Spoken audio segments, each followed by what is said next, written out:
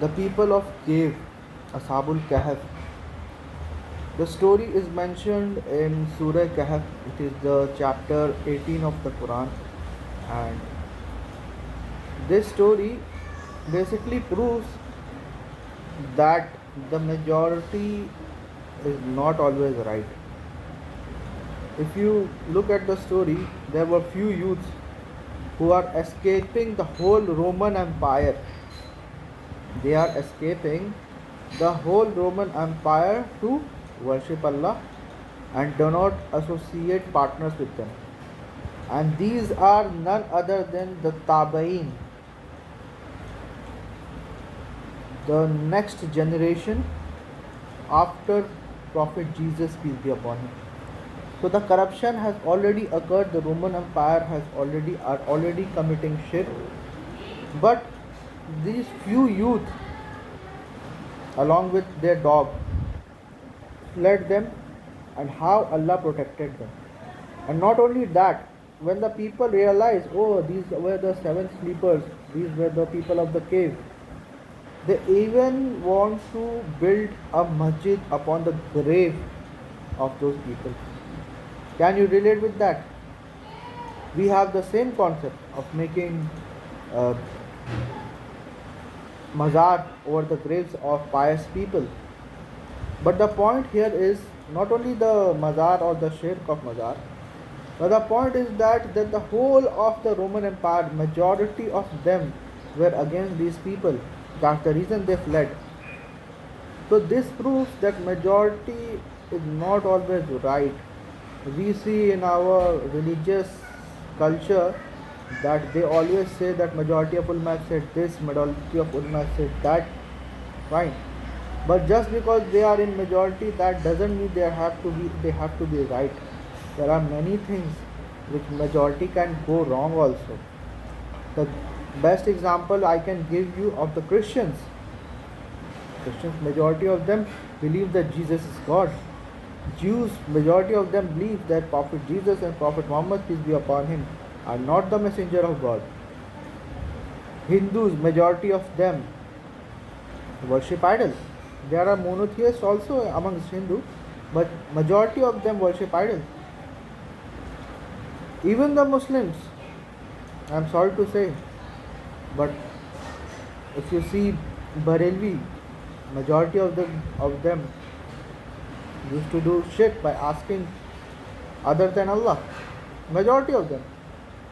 If you see Deobandi, majority of them are involved in shirk, if not all.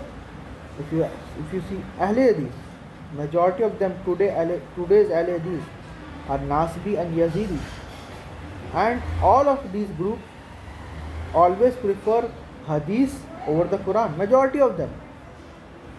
Though they do not say it, though they do not proclaim it, but they believe that Hadith is the explanation of Quran, which means that Allah was unable to give an explanation. That's the reason we have Hadith to explain Quran.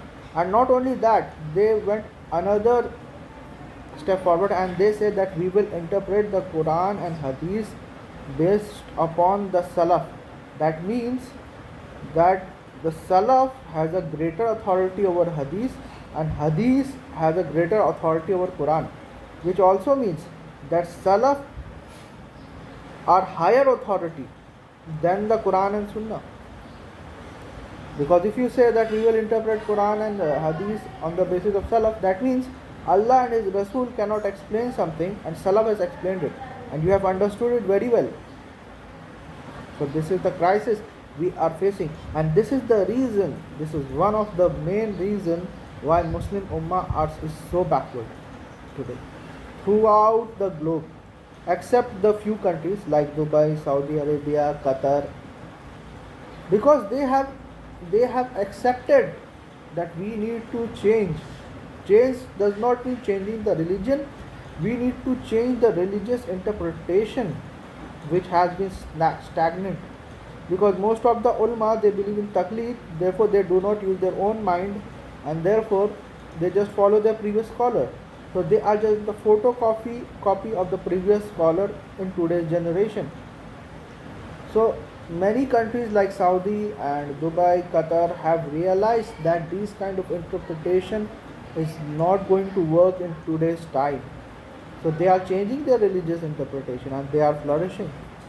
But those who are not changing the religious interpretation, they are suffering a lot. And they will continue to suffer a lot because Quran says clearly that those who do not use reason are the worst of the creatures. And Allah will cause confusion among those people who do not use reason. Afala taqilun.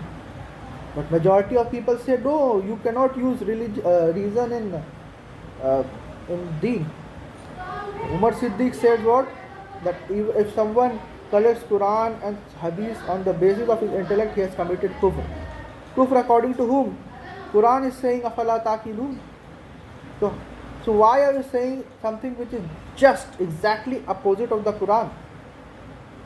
That Ghulam Mustafa Zahir Sahab says that if I get 100 or 1,000 clear cut, not only ambiguous but clear cut bayyanat verses of Quran, and Salaf is saying something else, then I would say that Quran is right, but the interpretation of Quran is what the Salaf has told.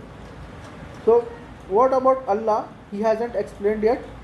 His clear cut verses are not an authority, and Salaf's verdict is an authority. Is that what you are trying to say? And then people imagine why we are so behind.